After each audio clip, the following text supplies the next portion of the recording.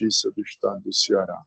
Hoje, dia 30 de setembro do ano de 2025, registramos a presença da eminente desembargadora Lígia Andrade de Alencar Magalhães e do eminente desembargador Francisco Carneiro Lima, integrantes da primeira Câmara Criminal. Também registramos a presença e cumprimentamos o Ministério Público, na pessoa de Sua Excelência, a doutora Procuradora de Justiça, Alice Iracema Melo Aragão, e a Defensoria Pública, na pessoa de Sua Excelência, o doutor Defensor Público, Leonardo Antônio de Moura Júnior, este participando remotamente. Também cumprimentamos as senhoras e senhores advogados que participarão desta sessão, destacando aquelas e aqueles que o farão presencialmente, bem como aqueles que participarão remotamente. Também cumprimentamos os servidores do Tribunal de Justiça, colaboradores, estagiários, partes, público em geral. No início dos trabalhos, submeto à apreciação e aprovação a ata da sessão ordinária do dia 23 de setembro.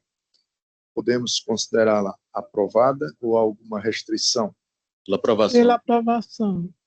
Declaro aprovada a referida ata.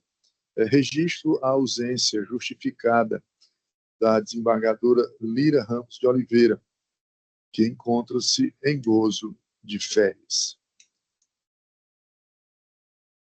Destacando o julgamento em sede de pedido de vista do item 1 do roteiro, o qual traz um agravo de execução penal sob o número 13058, dígito 35.2017.8.06, ponto sequência de 301, em que é agravante Francisca Valesca Pereira Monteiro, agravado o Ministério Público, sob relatoria da eminente desembargadora Lígia.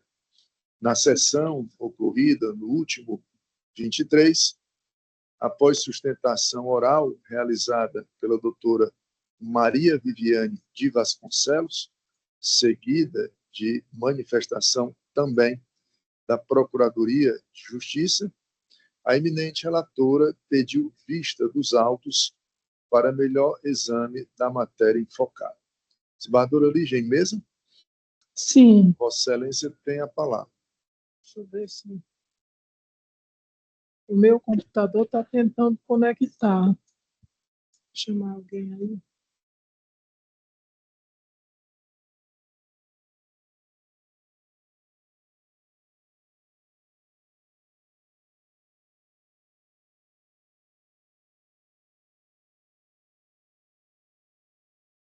Tentando conectar. Isso agora.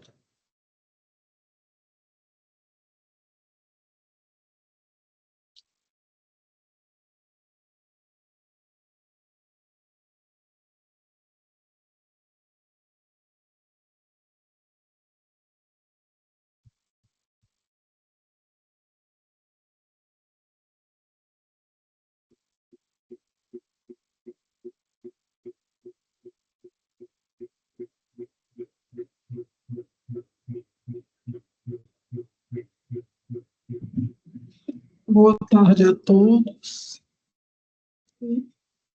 Presidente, eu modifiquei o voto e vou ler a emenda, proposta de emenda.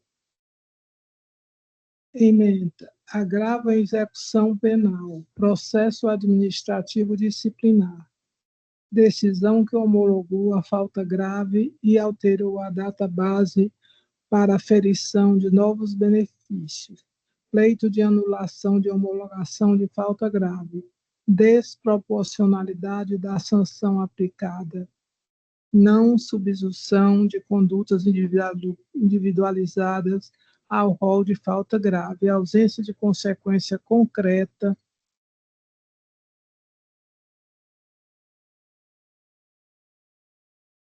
Consequências concretas à situação carcerária, recurso conhecido e provido. Provido. Como vota o desembargador Carneiro Lima? Com a relatora. Eu também acompanho o entendimento da eminente relatora pelo provimento do agravo, proclamando assim o resultado. A primeira Câmara Criminal, à unanimidade de votos, conheceu do agravo para dar-lhe provimento. Passarei agora a proclamar os resultados referentes aos feitos já votados, através do voto provisório, em face dos quais houve unanimidade. Né?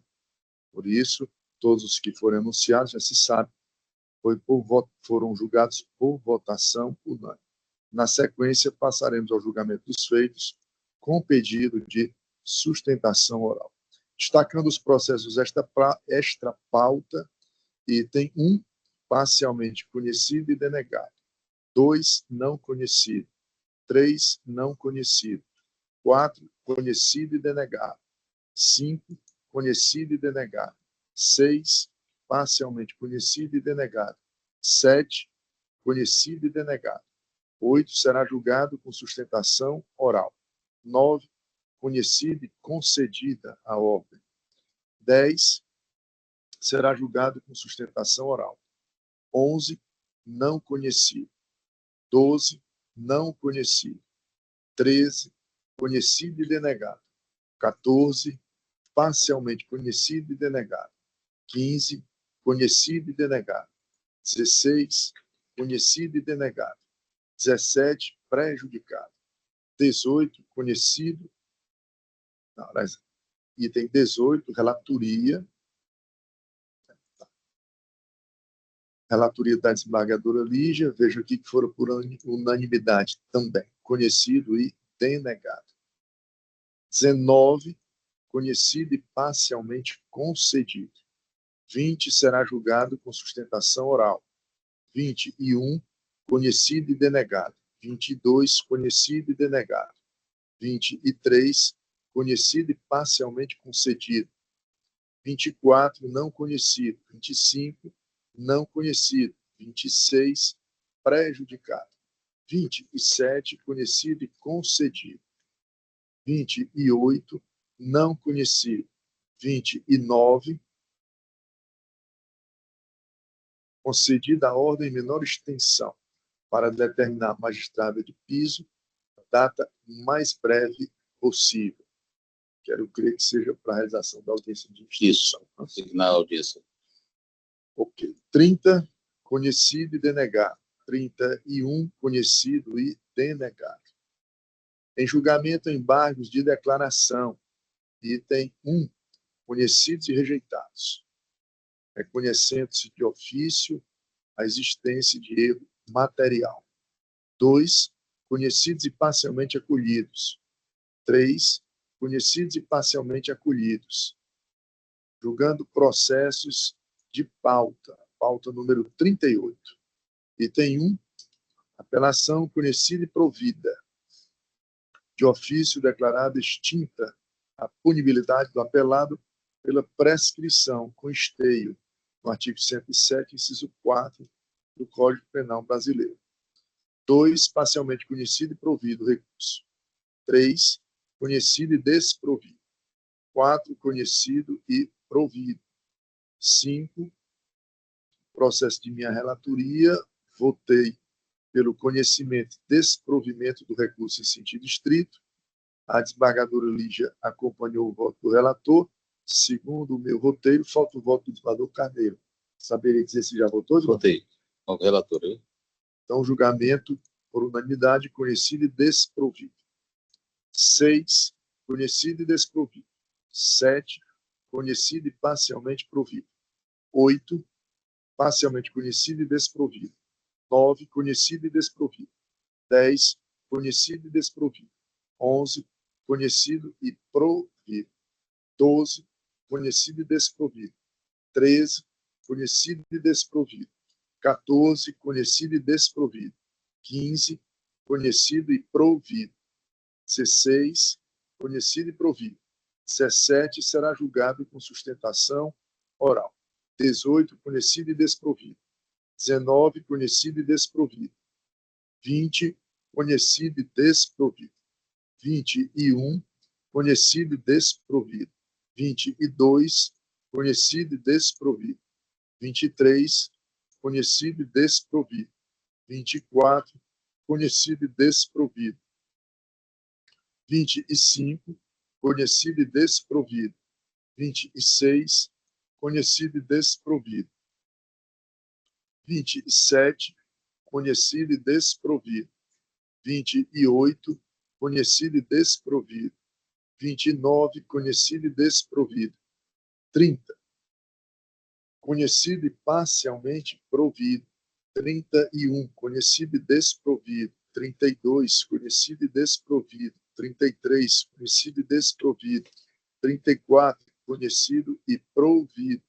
35, será julgado com sustentação oral. 36, relatoria do desembargador Carneiro, com observação de adiamento do julgamento, e faça solicitação do advogado. 37, conhecido e desprovido. 38, conhecido e desprovido. 39, conhecido e parcialmente provido. 40, conhecido e desprovido. 41, conhecido e desprovido, sendo este o último processo constante do roteiro submetido a julgamento nesta sessão, com votação unânime e sem sustentação oral. Chamo agora para julgamento o item 1, extra pauta. Item 8. Item 8, extra pauta. Item 8. Habeas corpus de número 628584, dígito 15, ponto 2025, ponto 8.06, ponto sequência de 4 zeros. Impetrante, o doutor Leandro Gomes da Silva. Paciente, Tassiana Ferreira de Souza. Impetrado, o juiz de direito da 8ª Vara Criminal da Comarca de Fortaleza. De minha relatoria. Inscrito para fazer sustentação oral, Sua Excelência, o doutor advogado Leandro Gomes da Silva, a quem concedo a palavra nesse momento para presencialmente apresentar suas razões em sustentação oral pelo tempo regimental de 15 minutos. Muito obrigado, senhor presidente. Eu gostaria de cumprimentar Vossa Excelência, a eminente desembargadora Lígia, doutor e eminente desembargador Carneiro, a promotoria aqui presente. O habeas corpus, objeto dessa sustentação oral, trata da inexistência de indício mínimo de autoria. Bem, contextualizando o processo, ele iniciou por meio de uma representação criminal confeccionada pela empresa responsável do bicicletário de Fortaleza, indicando que havia apropriação indébita de pelo menos 10 bicicletas em Fortaleza. Essas bicicletas que eram localizadas próximo ao terminal da Parangaba e próximo ao terminal do Siqueira. Bem, a defesa entrou com habeas corpus solicitando a suspensão da audiência em sede liminar, que foi indeferida, e o trancamento da ação penal, que tem origem desde 2015, salvo engano, 2016. Veja bem, o indício que o Ministério Público aponta que haveria de autoria seria uma imagem inexistente. Inclusive houve a audiência de instrução e julgamento, o representante da empresa já disse que não tem essa imagem. Não só isso, ele não tem nenhum acesso do sistema que indicou como um indício mínimo de autoria, que seria o registro da retirada da bicicleta através do bilhete único. Veja bem, Fortaleza, o transporte público de Fortaleza é composto pelo Passicar. O usuário pode utilizar o transporte público por meio do Passicard ou o bilhete único. O bilhete único dá direito à integração, pegar vários ônibus, e também o bicicletário.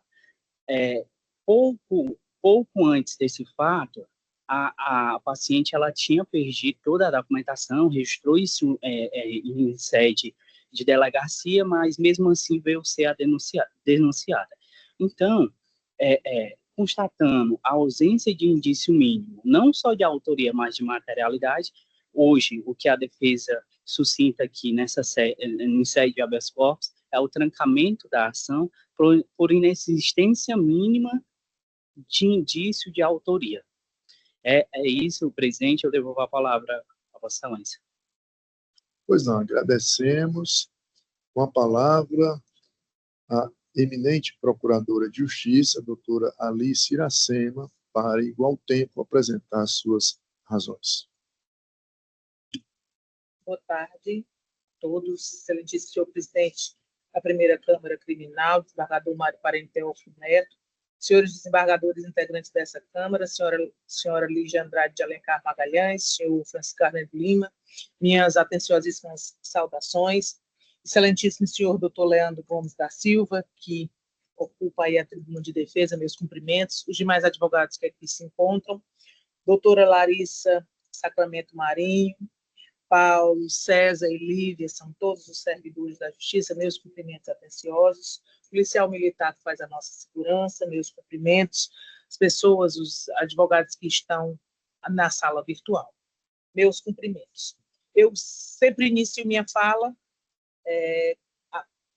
como disse, acredito que a arte cabe em todos os lugares, e hoje eu trouxe uma escritora cearense que é muito pouco conhecida, mas que nasceu em 1938 aqui em Fortaleza e faleceu em 2004, e casou-se aos 17 anos, desembargadora, como eu já havia dito, teve 6 filhos, e ela começou a publicar seus escritos apenas quando ela tinha 57 anos, e morreu aos 65 anos, foram 8 anos de publicação dos seus escritos. E ela ocupou a cadeira, uma cadeira na Academia Cearense de Letras, outra cadeira na Academia Fortalezense de Letras. Ela é filha do escritor e contista Moreira Campos, Anatécia Maria Alcides Campos. Ela ganhou vários prêmios literários na Bienal Nestlé Literatura, no concurso literário da Sudamérica, em São Paulo. A sua obra é estudada pela Universidade Federal do Ceará, na UNB, na Distrito Federal, na Universidade Federal da Paraíba, na Universidade Federal do Rio Grande do Sul e da Bahia. O seu livro mais conhecido chama-se A Casa, que é o seu romance mais conhecido, e eu vou só trazer alguns trechos desse livro durante as minhas manifestações. Eu trago primeiro a abertura com uma crítica, o crítico literário, Porfírio Carneiro, ter seus comentários sobre este livro especificamente. A Casa é uma face ampla da nossa história. Ela é centrada toda no Ceará, mas ela tem irradiações nacionais, porque ela caminha, é chamada a civilização do couro, dos currais e do pastoreio até a decadência. Então, ela vai retratar o sertão cearense. E é isso que nós... Meus cumprimentos, doutor. Do tempo a gente não se... Boa tarde. E durante a minha manifestação, nas minhas manifestações, eu trarei alguns trechos desse livro bastante interessante para que a gente conheça essa escritora cearense, não muito conhecida, Anatécia Campos. A despeito da sustentação oral do pedido feito pelo advogado, doutor Leandro Gomes da Silva, o Ministério Público vai se manifestar no sentido da improcedência do pedido formulado pelo advogado. Explicamos. A paciente Tassiana Ferreira de Souza, ela foi denunciada pelo crime de furto qualificado, em continuidade deletiva, conforme prescrito no artigo 155, parágrafo 4º, inciso 1, combinado com 71 do Código Penal Brasileiro. A denúncia foi recebida com base nos elementos mínimos de autoria e materialidade, conforme a decisão apontada nas folhas 89 e 93 do processo dos autos originários. Segundo sustenta o advogado, a acusada, a alegação se baseia exclusivamente num vídeo, segundo a informação do advogado, que não foi juntado os autos e que a paciente teria perdido seus documentos, os quais poderiam ter sido utilizados por terceiros para praticar o crime que é apontado à sua autoria. Requer a suspensão da audiência, que não foi deferida, que aconteceu no dia 17 de setembro de 2025, inclusive com a conclusão da instrução criminal. E no mérito do trancamento da ação penal foi formulado pelo advogado. Entendemos que não há possibilidade jurídica de deferimento desse pedido. Com relação à decisão de primeiro grau, que indeferiu o pedido de arquivamento de suspensão da audiência.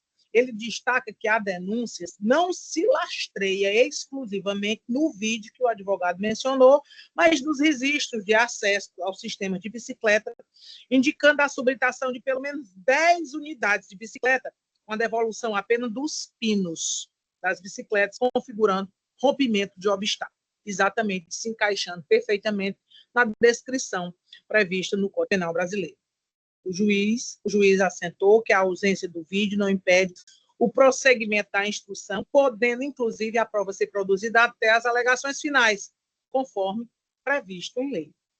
A defesa, ao alegar o cerceamento de defesa, busca invalidar a prova que sequer foi produzida, que contraria o princípio da eventualidade e o artigo 156 do Código de Processo Penal, que atribui à parte o ônus da prova em suas alegações.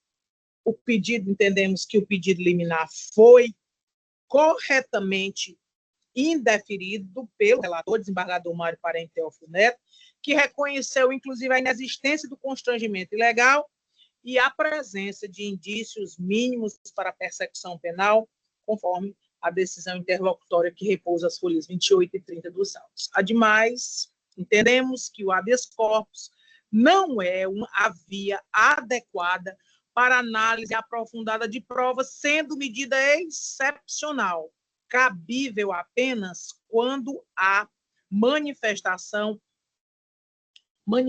a tipicidade, causa extintiva da punibilidade ou ausência de indício de autoria e de materialidade. Esses 3 pontos, esses 3 pressupostos, a gente não verifica no caso em julgamento.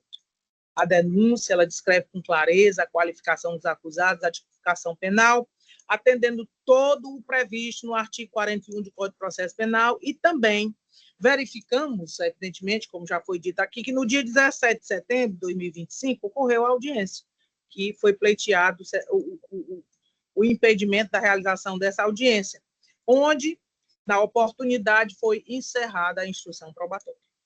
O Ministério Público e a Defesa requerendo naquela ocasião a substituição dos debates orais por memoriais escritos, que foi deferido pelo juiz. Entendemos que agora não há mais justificativa ou justa causa para o trancamento da ação penal. Porquanto o Ministério Público manifesta-se pelo não conhecimento do habeas corpus e ultrapassado essa fase preliminar, na preliminar, requer agora o improvimento do pedido, mantendo-se o regular procedimento da ação penal originária, que aguarda nesse momento a apresentação das alegações finais dos memoriais para conclusão e julgamento. É como o Ministério Público se manifesta. Muito obrigado, desembargador, pelo tempo que me foi destinado. Pois não, agradecemos também. Passarei a leitura da proposta de ementa, apenas para situar, certamente, os desembargadores já observaram isso no voto prolatado, que nós estamos aqui já no pleno curso da ação penal, com audiência, conforme já registrado, designada e realizada, né? No caso, audiência de instrução e julgamento. Então, já se está aproximando-se aí da fase final, né? Ou propriamente dito, na fase final do procedimento.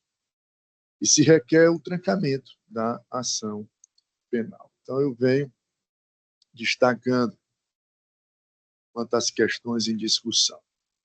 A questão em discussão reside em saber se há justa causa para a continuidade da ação penal, considerando-se a ausência de provas suficientes de autoria, segundo alegado, e se é possível a suspensão da audiência de instrução e julgamento designada. Esta já fora rechaçada através da interlocutória prolatada, a qual é confirmada nesse julgamento de mérito. Quanto às razões de decidir, destaque. A denúncia apresentada contra a paciente preenche os requisitos do artigo 41 do CPP, oferecendo elementos suficientes para o desencadeamento e continuidade da ação penal. O trancamento da ação penal por meio de habeas corpus é medida considerada excepcional, sendo possível apenas quando houver prova inequívoca da atipicidade da conduta ou a completa ausência de indícios de autoria. E aqui eu enfatizo, acrescentando oralmente, havendo indícios mínimos de autoria, isso já enseja o início, né, da persecução penal, a instauração da ação e o seu desenvolvimento. A questão acerca da culpabilidade, nós só temos, em regra, como se sabe, o seu exaurimento através da produção e análise das provas ofertadas pelas partes, né? E devidamente analisadas pelo juízo, né? Até que haja essa decisão final de mérito, trabalha-se sempre com a questão de indícios de autoria. Podem ser muito fortes, podem ser não tão fortes assim, né? Mas, enfim, indícios, né? E aí continua.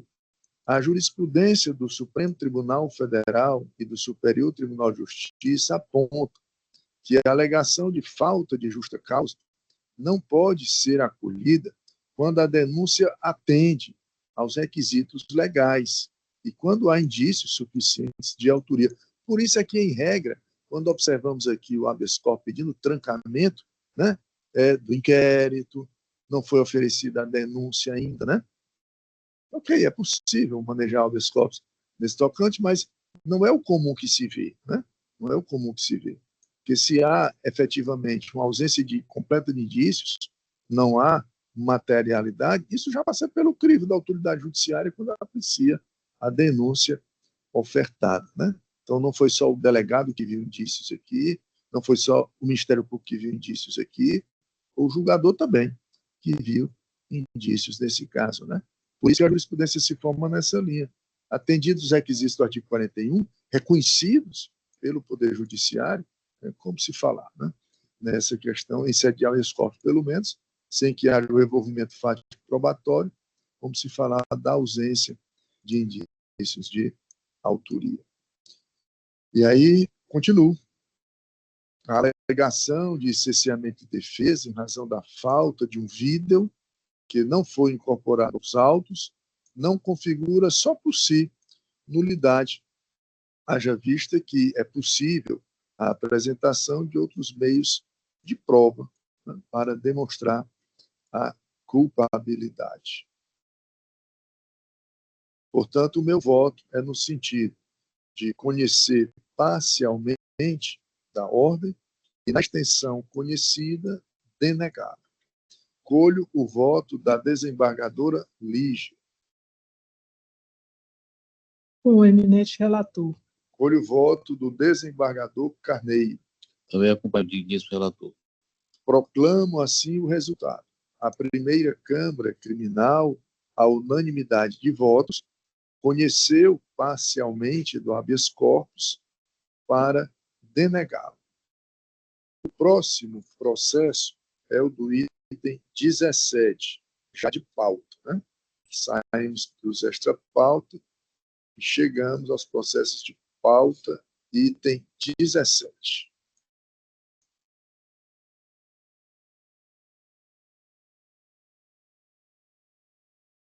Chamo o agravo de execução penal de número 800-1018, dígito 79.2020.8.06.0064, em que é agravante Thales da Silva Pereira de Souza, agravado o Ministério Público, relatoria da desembargadora Lígia. Inscrito para fazer sustentação oral, Sua Excelência, o doutor advogado Leandro Gomes da Silva. O mesmo, né? Do processo anterior. Porém, antes de passar a palavra à Vossa Excelência, conceda a palavra à relatora para saber se tem algo a manifestar nesse momento. O recurso foi conhecido e provido. Então, eu indago da defesa se mesmo assim quer fazer a sustentação oral. Pois não, doutor Leandro, normalmente, quando o relator atende ao pedido e, no julgamento, a turma julgadora acompanha o mesmo entendimento, consultamos ao patrono da parte para saber se, mesmo assim, insiste na realização de sustentação oral em nome do princípio da celeridade. Muito obrigado, senhor presidente. Não há necessidade na realização da sustentação oral. Agradeço a todos, tenham um excelente trabalho, uma boa tarde. Agradecemos também. Desembargadora Lígia, por gentileza, só a parte negritada da emenda, então, não? Parece ser suficiente. Proposta de emenda, direito penal e processual penal. Agrava a execução penal. Pleito de detração penal de prisão cumprida em processo distinto. Possibilidade. Inexistência de absolvição ou decretação da extinção de punibilidade no feito em que imposta a segregação cautelar. Excepcionalidade. Desclassificação do delito de tráfico de droga para porte para consumo próprio. Crime que não prevê pena privativa de liberdade. Obediência aos princípios da proporcionalidade, da dignidade da pessoa humana e da finalidade ressocializadora da execução penal, recurso conhecido e provido. Como voto, o desembargador Carneiro Lima. Acompanhe a relatora. Ratifico o voto provisório, também acompanhando o entendimento da relatora, proclamando assim o resultado. A primeira Câmara Criminal, por unanimidade de votos, conheceu o recurso para dar-lhe provimento. Chamo agora o item 10 do roteiro extra-pauta. Habeas corpus de número 626627, dígito 76.2025.8.06, ponto sequência de 4 zeros. Impetrante Ítalo Viana Aragão e Ramon Davi Ferreira e Silva. Pacientes LEA e outros. Impetrado, consta aqui o promotor de justiça do Grupo de Atuação Especial de Combate às Organizações Criminosas, GAEP. Relatoria da desembargadora Lígia. Inscrito para fazer sustentação oral, Sua Excelência, o doutor advogado Ramon Davi Ferreira e Silva, segredo de justiça. Eu solicito o sigilo, né, do julgamento, o apoio técnico, né, da transmissão. Ficar apenas com os presentes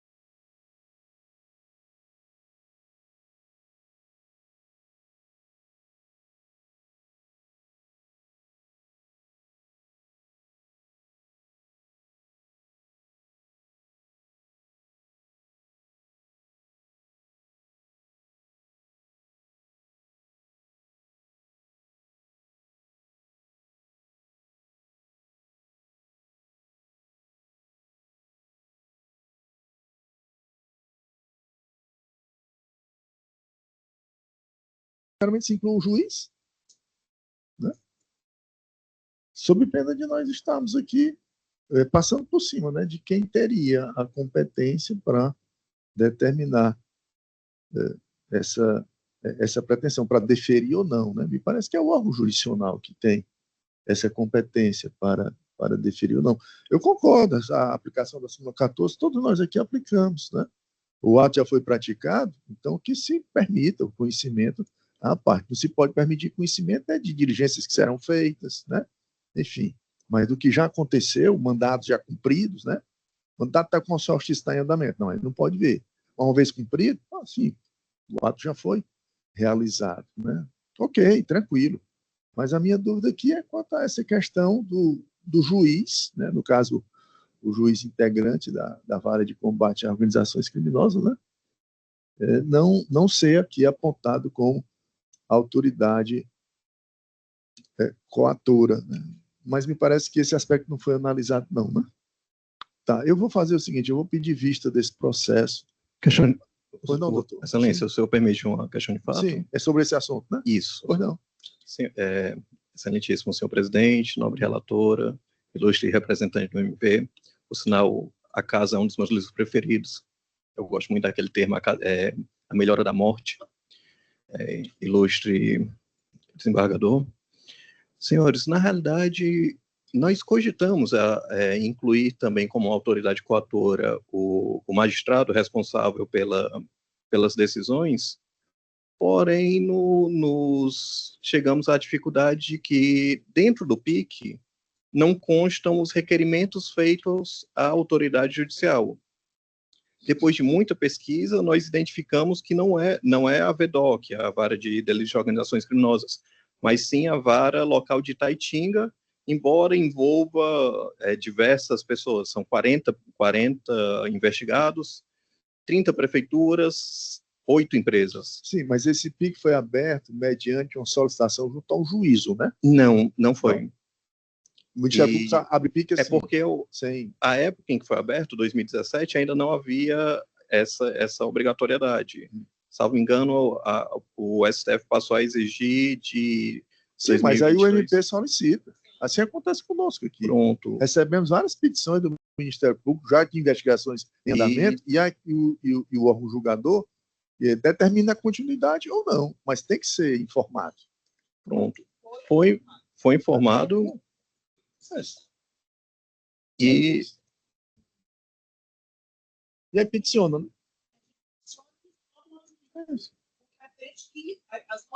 Isso. Desembargador Mário. Isso. Desembargador Mário, acho que no caso aqui, primeira vez que eu vejo um habeas corpus em que é muito raro, a autoridade pedrada pode até ser, mas assim, nesse caso aqui... Mas no caso aqui, se está em fase de pique, deveria estar sob a supervisão do juiz.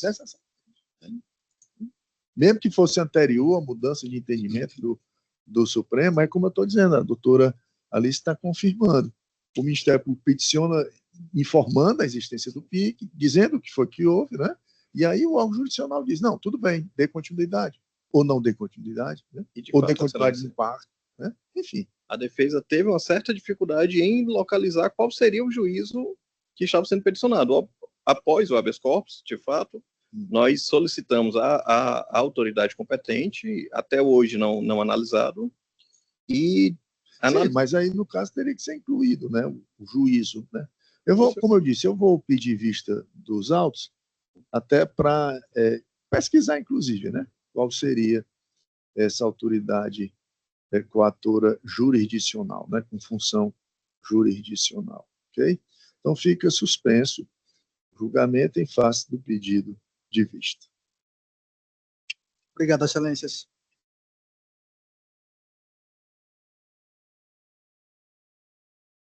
Na sequência, chamo o agravo de execução do item 35 do roteiro. Processo de pauta.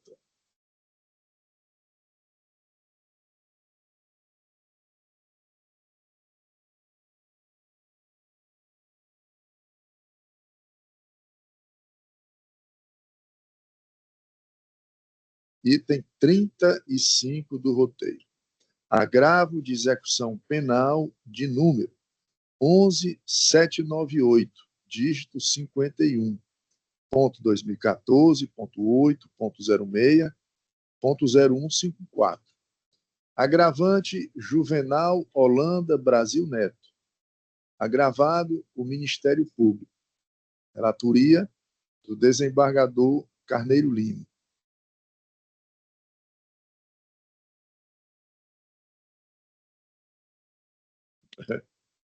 Inscrito para fazer sustentação oral, Sua Excelência, o doutor advogado Eduardo Diogo Diógenes Quezado, participando presencialmente da sessão, o qual, de pronto, já tem a palavra para apresentar suas razões em sustentação oral pelo tempo regimental de 15 minutos.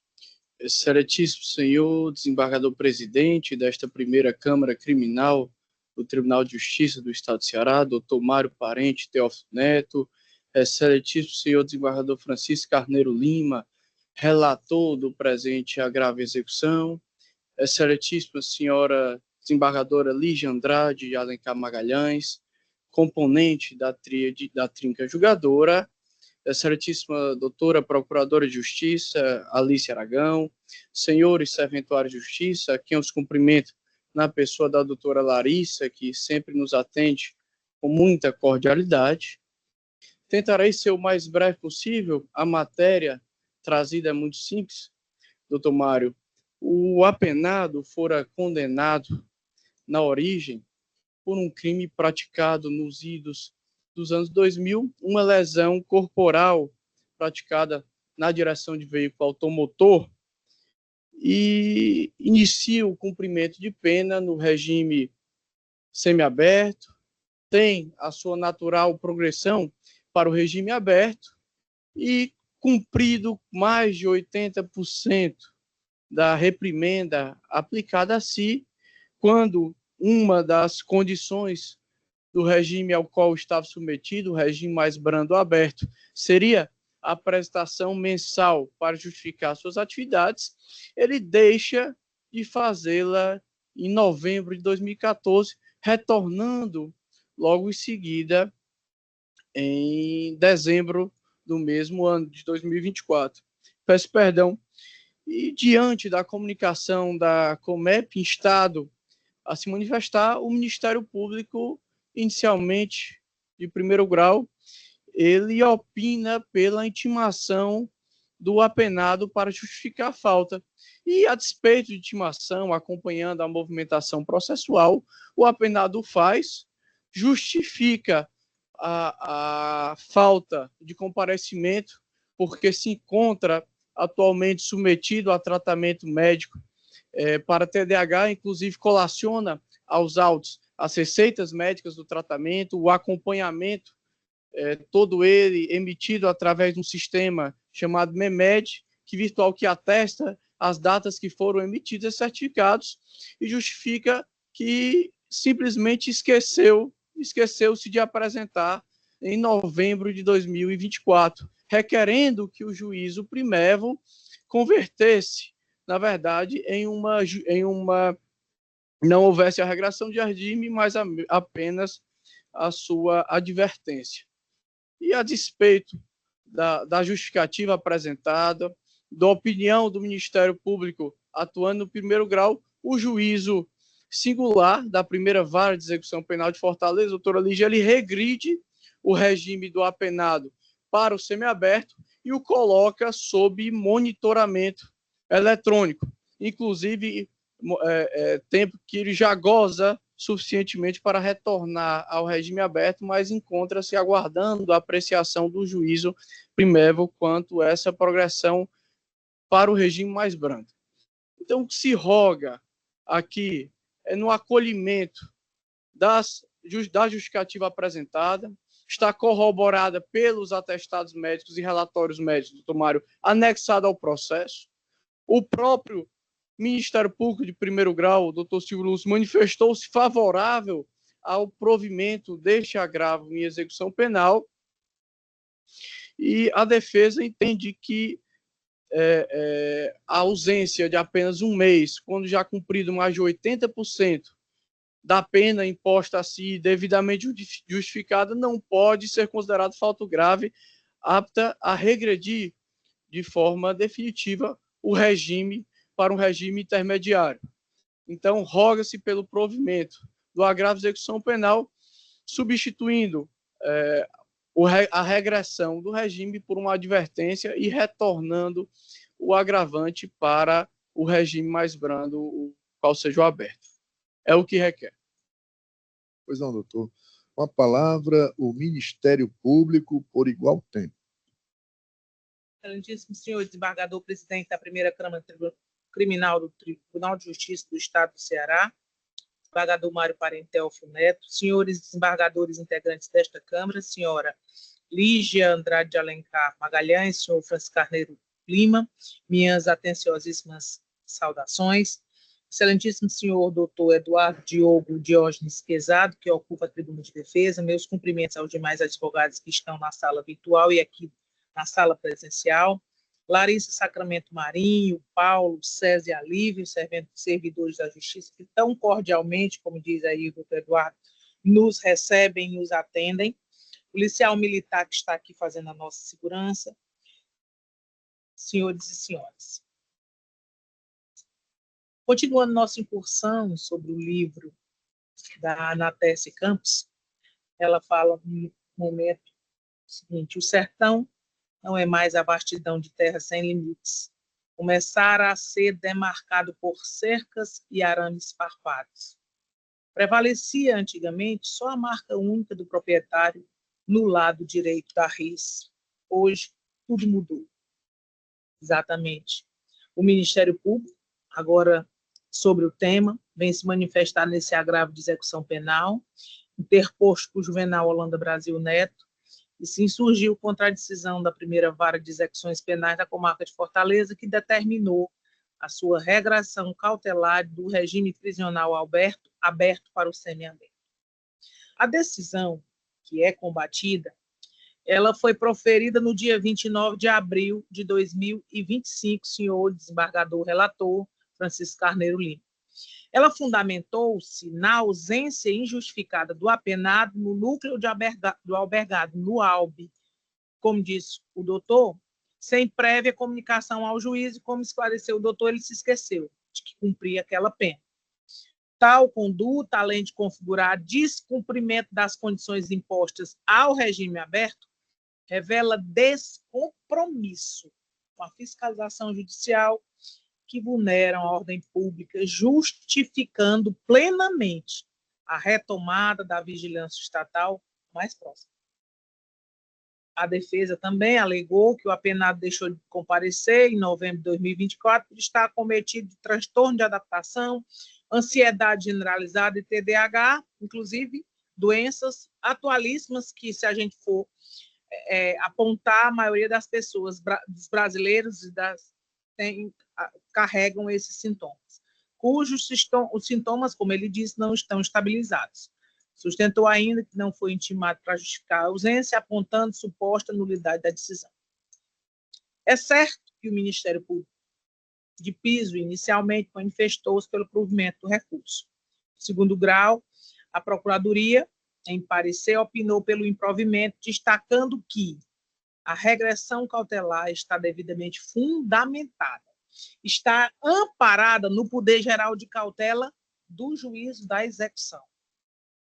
Entendemos também que a jurisprudência dos tribunais brasileiros é pacífica, no sentido de que a regressão cautelar independe da oitiva prévia do apenado, sendo suficiente apenas a constatação da conduta incompatível com o regime em curso, que era o regime aberto, que exige responsabilidade do apenado.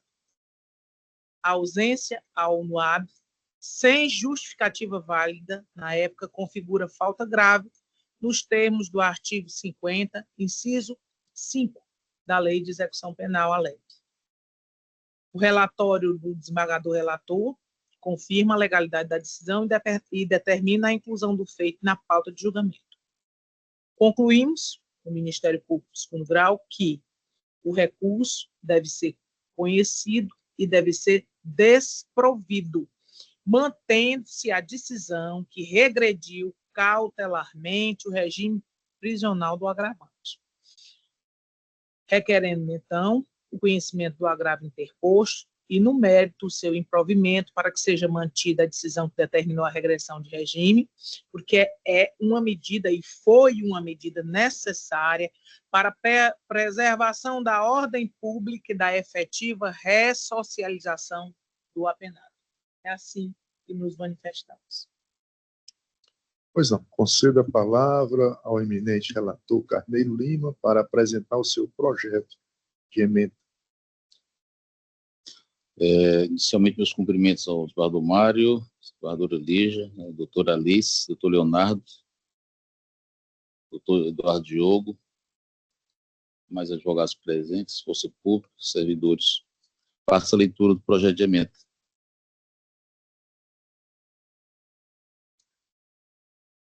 Direito penal, direito processual penal, agravo em execução penal, descumprimento de condição imposta para o regime prisional aberto, ausência de comparecimento ao núcleo de albergado no ALB, regressão definitiva de regime ao semiaberto harmonizado, após justificativo do apenado, fundamentação idônea, falta disciplinar de natureza grave, caso em exame.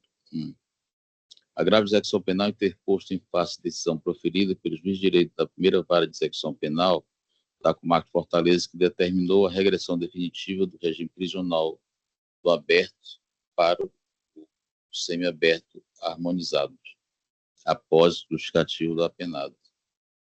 Questão em discussão. Avaliar se a decisão que determinou a regressão definitiva de regime de cumprimento de pena tem fundamentação idônea.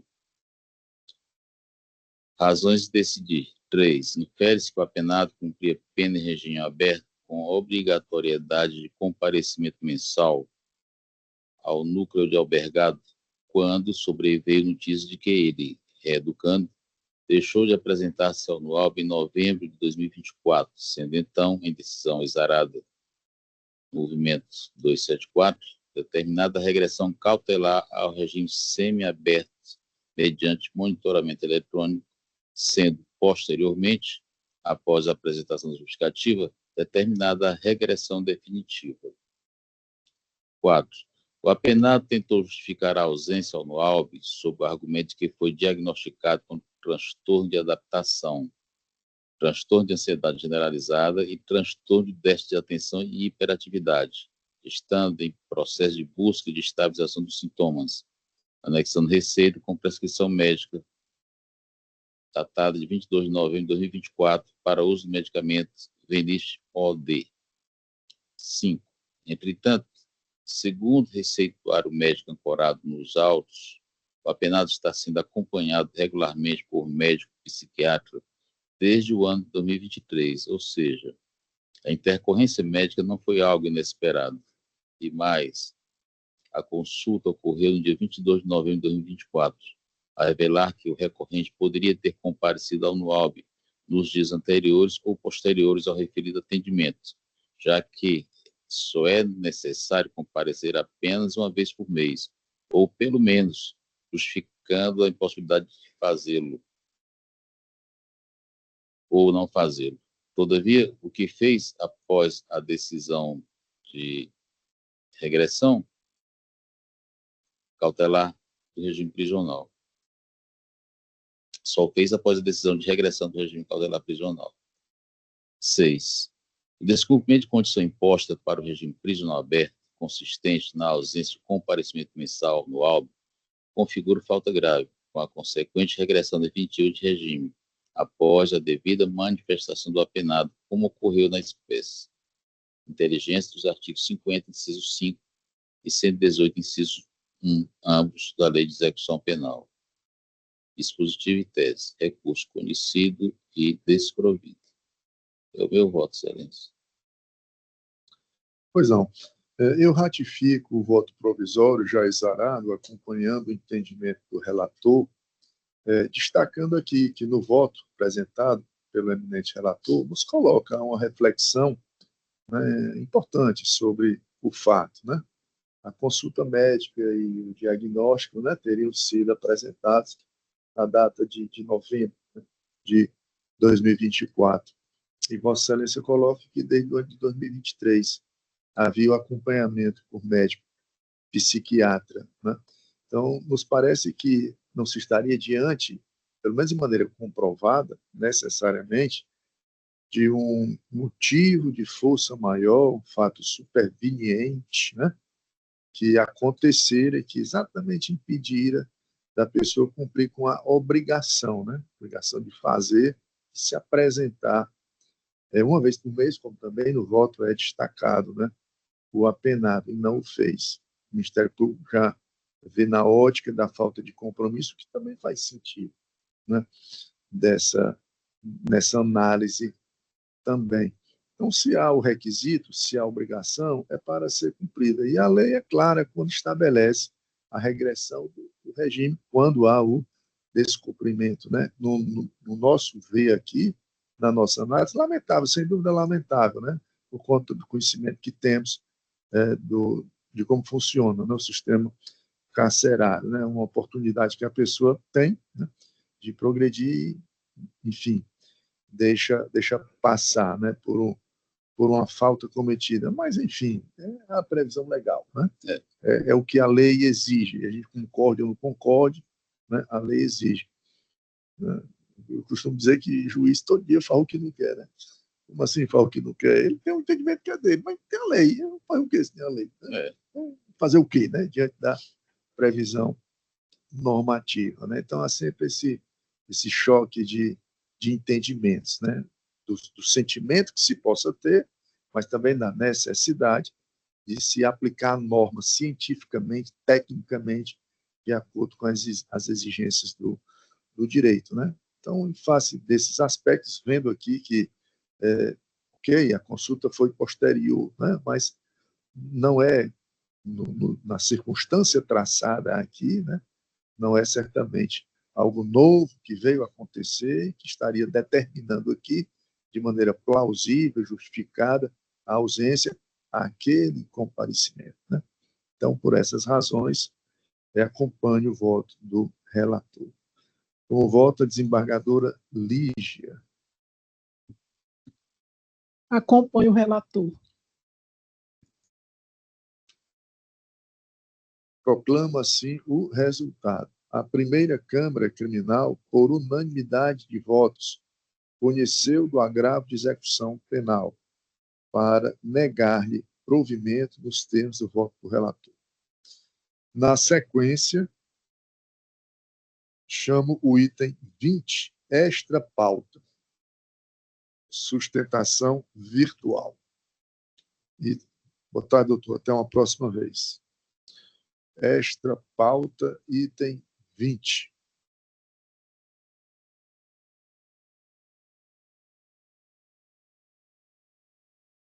De número 62875, dígito 84.2025.8.06, sequência de 4 zeros. Impetrantes, Rogério de Souza Cruz e outros. Paciente V, que é a vara de... Enfim. Perdão, V de SCN. Impetrado, juiz de direito da vara única criminal da comarca de Morada Nova. Relatoria da desembargadora Lígia. Inscrito para fazer sustentação oral, Sua Excelência, o doutor advogado Rogério de Souza Cruz.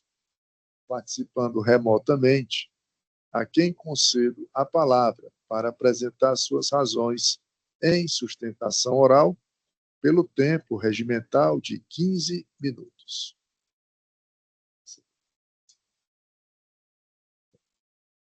Trata-se de segredo de justiça, tem como ficar só o advogado, né? E cancelar os demais acessos. Doutor, sem querer abusar da boa vontade, mas aquilo que acabei de dizer, né? Temos que cumprir a lei. Né? Agradeço. Com a palavra, o doutor Rogério. Obrigado, Excelência, presidente desta eminente Câmara. A excelentíssima desembargadora, senhora relatora do processo, ao membro do Ministério Público, meus cumprimentos, aos colegas advogados que não estão ouvindo, estou silenciado, mas cumprimento todos os servidores desta casa, em especial a Polícia Militar, que faz a segurança desta eminente Câmara. O processo ele iniciou desde 2023, já passou pouco mais, quase 2 anos de investigação, somente em 2025 teve a denúncia ofertada. É necessário fazer uma breve síntese dos fatos e, obviamente, na consequência, a parte jurídica que fundamenta o pedido desta defesa. O paciente fazia parte de um quadro societário, a empresa PGM, a qual possuía, junto ao município de Morada Nova, um contrato de prestação de serviços, de limpeza pública e gestão de resíduos sólidos. Conforme folhas 79 a 87 dos autos do habeas corpus, o ora paciente não mais faz parte do quadro societário quando foi retirado desde setembro de 2022. Observe que a investigação iniciou em 2023. Importa dizer que o referido contrato da PGM com o município de Morada Nova foi rescindido a pedido da própria PGM, sendo esta uma das medidas de boa-fé da empresa, à época, dos empresários que geriam essa empresa, aceito pelo município, de Morada Nova, pedido este com vistas a não atrapalhar as investigações. Apesar disto, o Ministério Público do Ceará representou pela prisão temporária de diversos réus, dos quais apenas 2 não foram localizados, dentre eles o ora paciente. Os demais réus, após cumprido o prazo da prisão temporária, permanecem soltos, respondendo o processo em liberdade. Observe que a estes eis um ponto importante, em que pese figurar no mesmo polo passivo da relação processual, a liberdade não gera abalo à ordem pública, segundo o próprio Ministério Público, impedimento dos autos. Já o paciente, apesar de possuir notáveis requisitos pessoais e nenhuma mácula processual, sua prisão preventiva fora decretada sob o fundamento de que sua liberdade gera um abalo à ordem pública, uma vez que os crimes a ele imputados são de pouco vestígio material. Registre-se ainda que a investigação originária, como bem mencionei, foi de 2023, com representação temporária pela prisão temporária em final de 2024 e em meados de 2025 a representação pela prisão preventiva do paciente. Da inteligência do que já foi mencionado, revela-se que o fundamento da prisão do paciente em nada tem a ver com a garantia da ordem pública ou qualquer outro risco processual, mas sim, aos olhos desta defesa, com a máxima vênia, quem pensa o contrário, na parcial vontade do Estado em prendê-lo por não ter ainda logrado êxito do seu acautelamento, se valendo para tanto de valores insuscetíveis de aplicação ao caso concreto, posto que a condição do paciente demonstra o contrário. Ademais, fundamenta ainda o juízo de primeiro grau que a fuga do paciente demonstra a indispensabilidade da custódia cautelar para garantir a ordem pública e a aplicação da lei penal. Como se não bastasse a escassez dos argumentos já apresentados e combatidos, proferidos na decisão de decretar a prisão preventiva dele, do paciente, quando cabível perfeitamente a aplicação de outras medidas cautelares. Ainda se usa como fundamento o acautelamento social e a credibilidade da justiça, valores, aos olhos da defesa, afastados da norma processual, que não condizem com a realidade dos fatos. Afinal, o meio social e a credibilidade da justiça sequer restam ameaçados quando, diante de um paciente sem qualquer histórico de crime, nem mesmo após a deflagração da investigação se tem notícia de novos crimes. Por esta razão, a liberdade do paciente nada ameaça esses 2 valores. Mesmo assim, ainda que se mostre necessária e indispensável uma medida cautelar, factível que, no caso do ora paciente, qualquer das medidas cautelares diversas da prisão se mostram suficientes a garantir a ordem pública, a ordem econômica, a conveniência da instituição processual e a aplicação penal. Não menos importante, apesar do juízo de primeira instância e o Ministério Público defenderem a tese de que as medidas cautelares diversas da prisão se mostram insuficientes e inapropriadas ao paciente, sob o argumento apenas de que não há nos autos qualquer elemento garantidor de que, em liberdade, não irá viabilizar desvio de recursos públicos, ocultação e ou destruição de provas. Porém, resta necessário demonstrar que também neste ponto não assiste razão às ilustres autoridades. Afinal, o paciente já se mantém em liberdade desde o início das investigações, não havendo notícia de novos fatos, como bem já frisei, seja de desvio de recurso, ocultação e ou destruição de provas. Em apertada síntese, Excelência, na visão, inclusive, do próprio eminente presidente, que há um anseio da defesa ou do paciente e há, obviamente, a opinião jurídica do julgador, né? A lei exige, para a decretação da prisão preventiva, o fiel cumprimento dos requisitos do 303, a observância dos elementos do 312, somado ao fato de que a prisão, né, deve ser necessária e adequada, desde que a mesma não se revista em antecipação de pena e ou como consequência de investigação ou denúncia criminal. Inclusive, esses pontos, esses últimos pontos, foram trazidos para a norma através do pacote anticrime de 2019. Para além disto, somente se permite prender alguém quando demonstrado, quando provado, conforme os elementos de informação juntados aos autos, que as medidas cautelares diversas da prisão são insuficientes a garantir o processo, as provas e as partes. Já o réu e ora paciente ostenta a ausência de antecedente criminal, nenhuma periculosidade com status de liberdade e ainda ofereceu garantias ao juízo, como, por exemplo, ofertou o passaporte, né, caso fosse deferido a sua redução, pelo menos da ideia de preventiva, de prisão, para medidas cautelares. Ofertou ainda, apresentou provas de que não mais oferece risco ao processo ou às provas, posto que não mais faz parte do quadro societário, além do fato de que a empresa sequer mantém com a gestão de morada nova qualquer vínculo contratual, posto a apresentação de rescisão a pedido aceito pelo ente, né, federativo municipal, após as investigações. Na contramão de tudo isso, o juízo de primeiro grau, a partir da representação ministerial, decretou a prisão preventiva do paciente, ignorando todos os fatos, provas e argumentos acima descritos, fazendo uso de reproduções de termos legais sem qualquer correlação com o status de liberdade do paciente, indo observando os elementos autorizadores da medida cautelar de ordem pessoal e esvaziando aos olhos da defesa os fundamentos da prisão preventiva conforme a lures já demonstrado.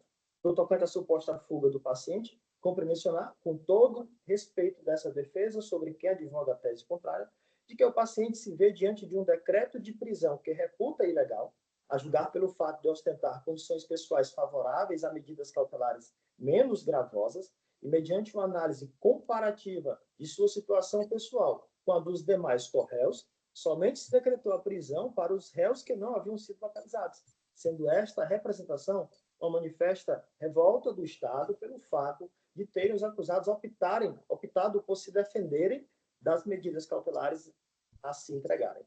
Ora, não se pode exigir que a liberdade do indivíduo seja por ele mesmo negligenciada quando diante de ilegalidades manifestas. A liberdade chega a ser mais importante que outros direitos.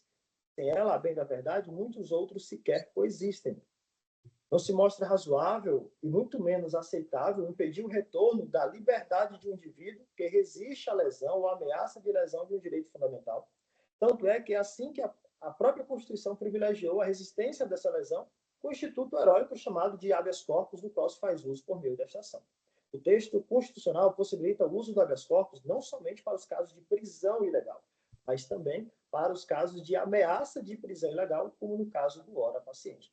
Neste ponto, convém falarmos um pouco da tão mencionada em julgados a súmula 02 do TJCE, a qual indica que somente a ameaça concreta e evidência de fuga, bem como a efetiva evasão do distrito da culpa, constitui fundamento para a prisão provisória para assegurar a aplicação da lei penal.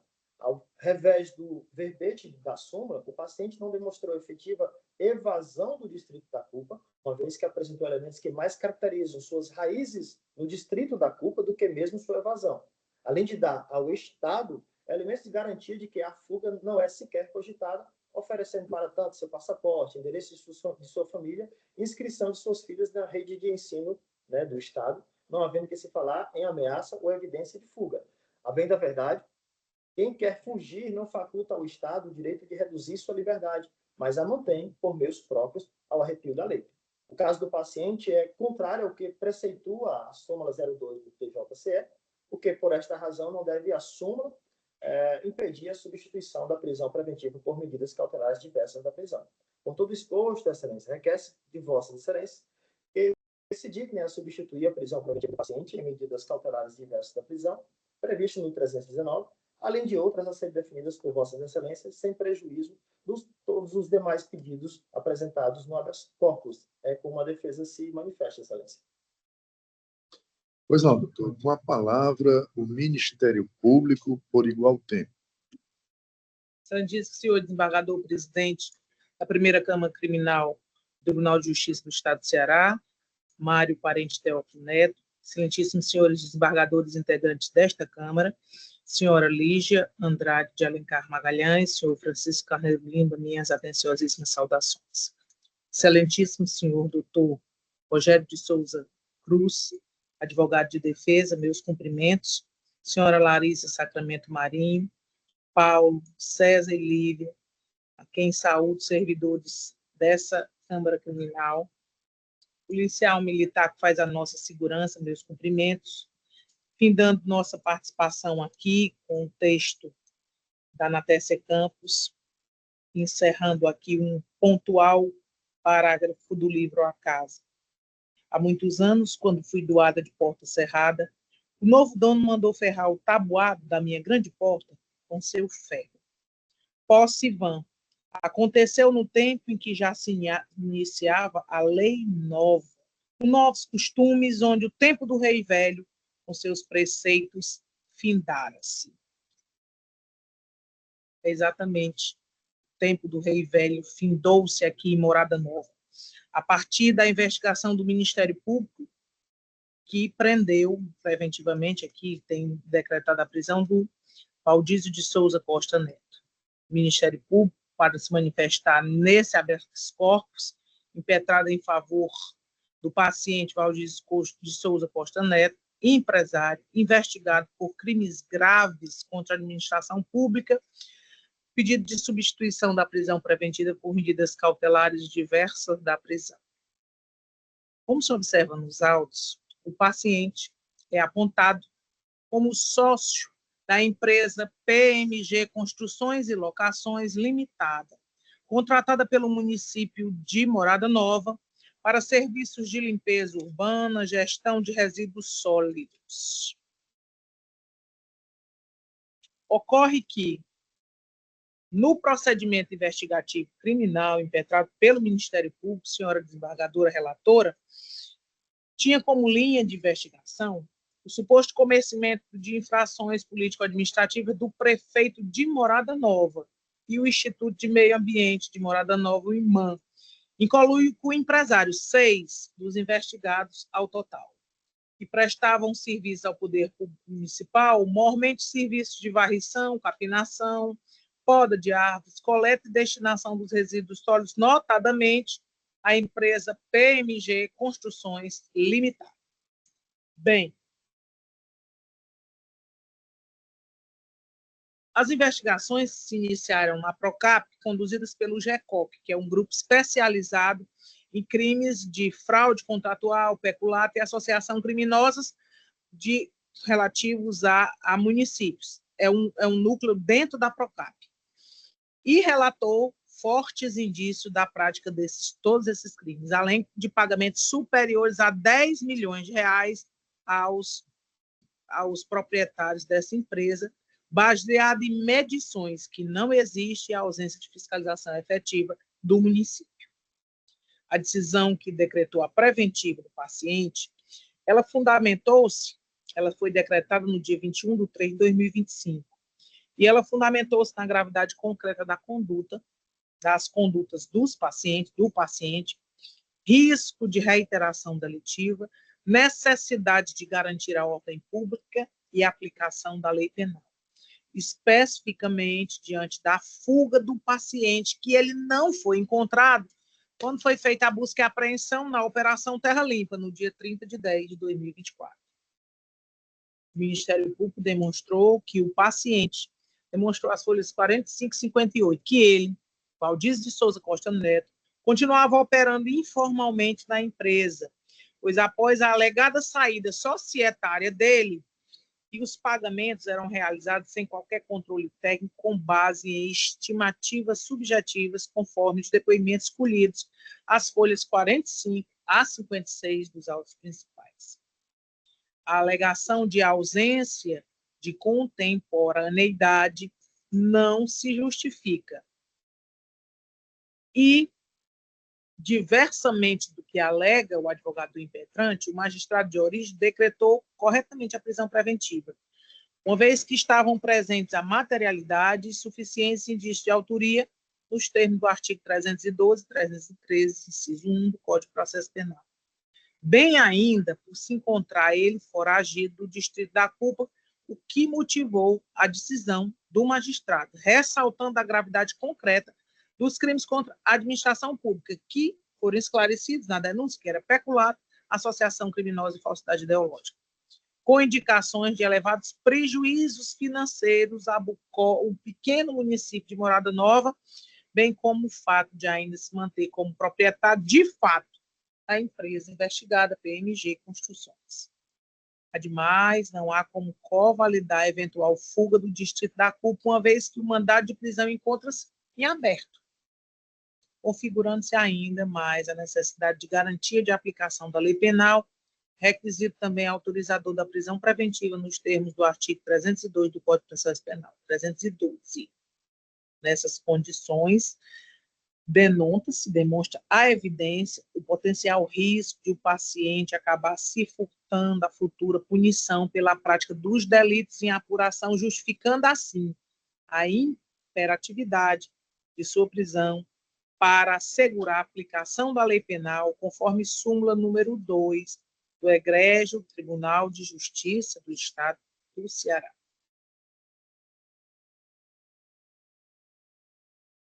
A apresentação espontânea do passaporte, que foi feita às folhas 13, não afasta o risco concreto de evasão, tampouco invalida os fundamentos da decisão, entende o Ministério Público.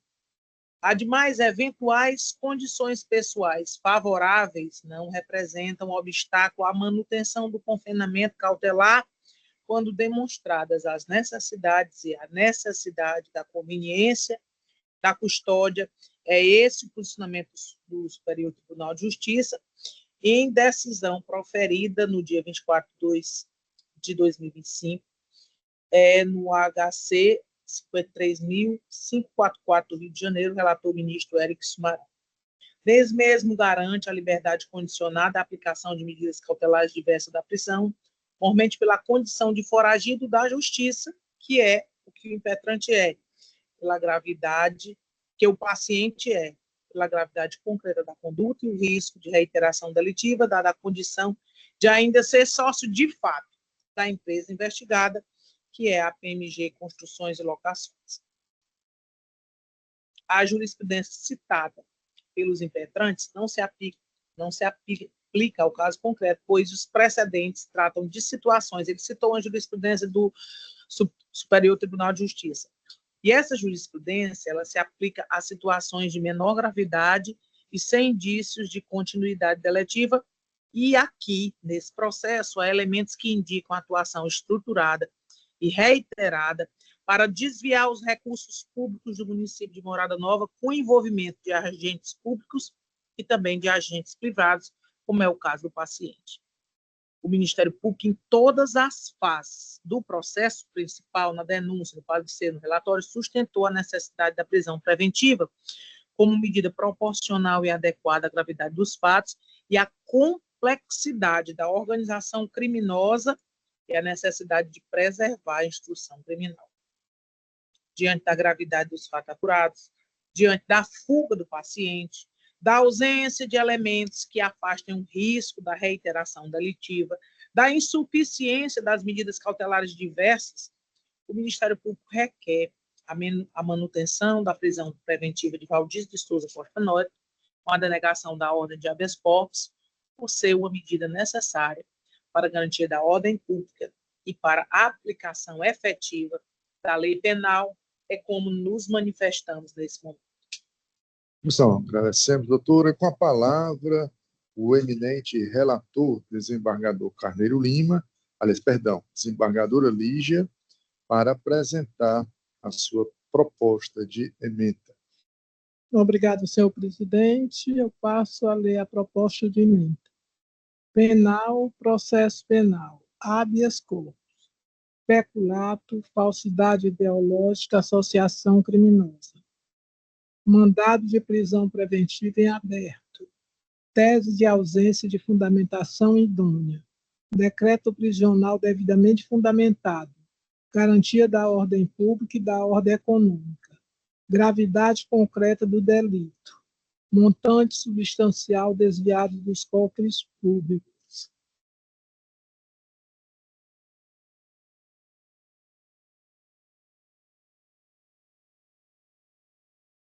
Montante substancial desviado dos cofres públicos. Aplicação da lei penal. Paciente foragido. Súmula 12.2 do TJCE. Gravidade concreta do delito.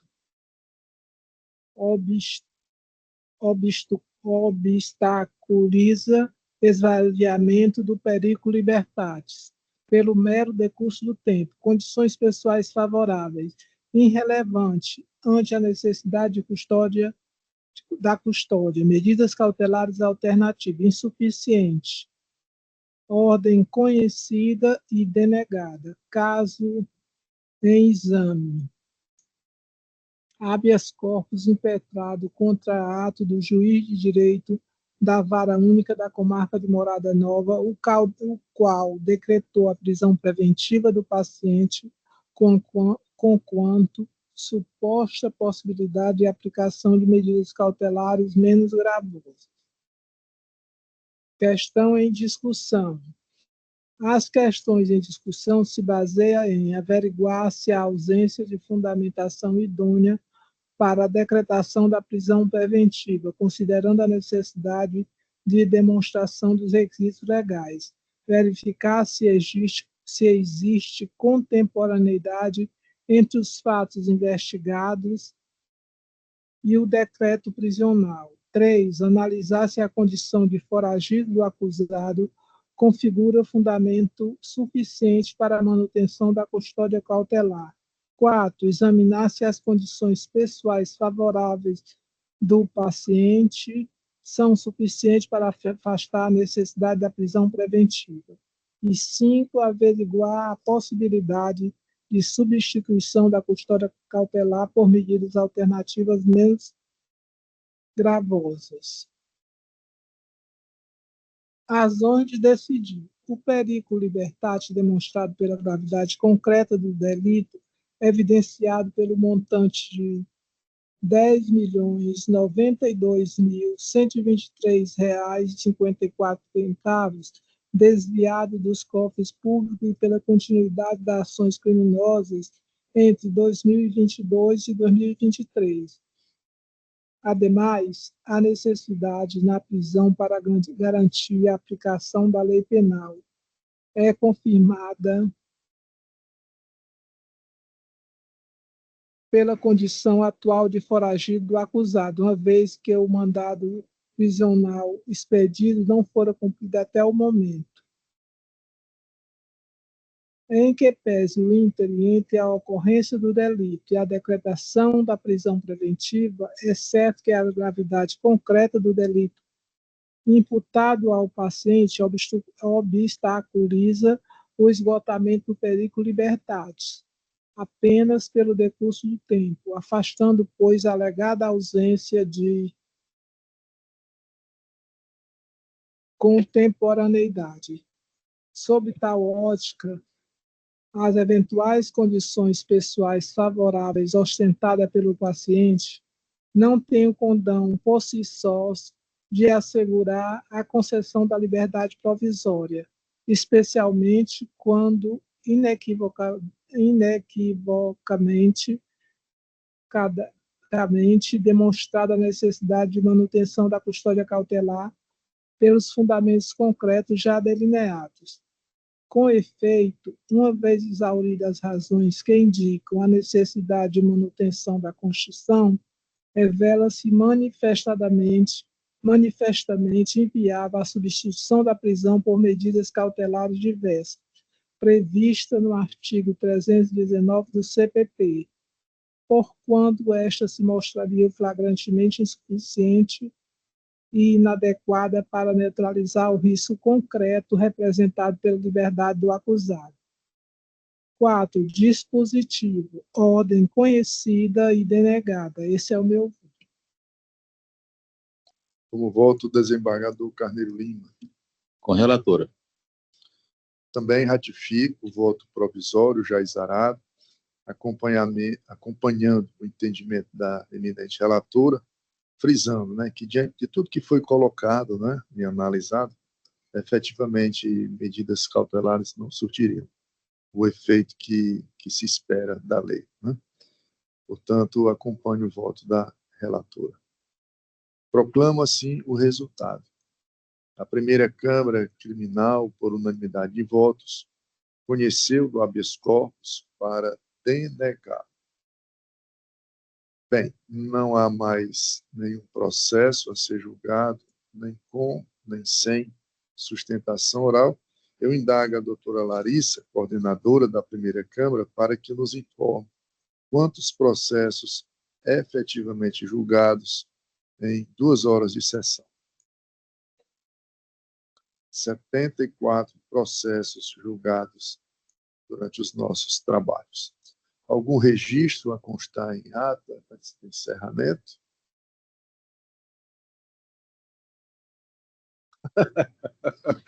Seguramente é o nosso dilema, né? Nos manifestarmos, né? Deliberarmos, muitas vezes, contra um sentimento interior, né? Que cada um nutre de acordo com suas convicções, mas, enfim, é o desafio, né? Que temos que enfrentar. Muito bem, não havendo mais nada a consignar, desejando um bom final de tarde a todos e agradecendo a Deus por mais uma tarde de trabalho, declaro encerrada a presente sessão. Boa tarde a todos. Boa semana.